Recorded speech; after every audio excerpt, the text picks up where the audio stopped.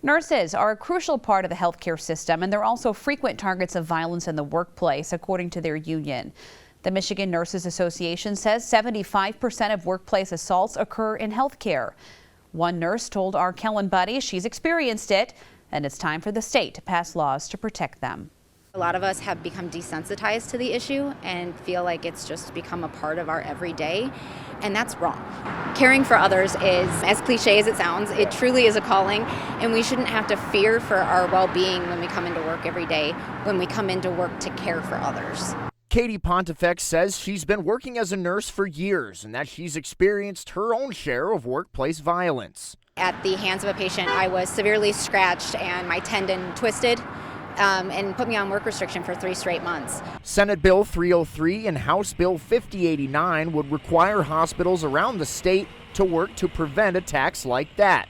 One of those prevention tools includes de-escalation training, something Pontifex says helped her at Sparrow. Had I not had the training, I may have suffered a much worse injury. Those techniques allowed me to get safely away from the patient and not sustain further injury.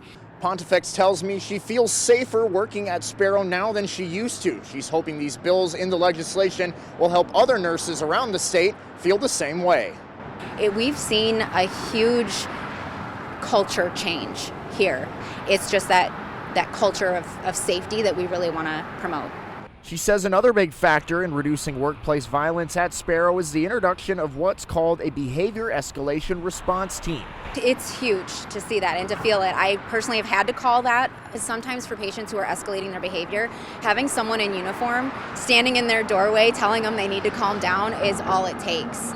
And that was Kellen Buddy reporting for us there. Pontifex said Sparrow now requires all visitors to present a legal ID between 4 p.m. and midnight. And she thinks that's one of the reasons the number of violent incidents at the hospital has dropped. Senate Bill 303 was introduced in May, and House Bill 5089 was introduced in October. Neither one has gotten a committee hearing yet. We'll let you know if there's any progress.